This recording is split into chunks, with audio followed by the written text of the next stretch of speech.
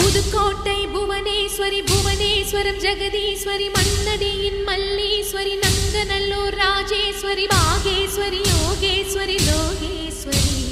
Melmalayanur Angala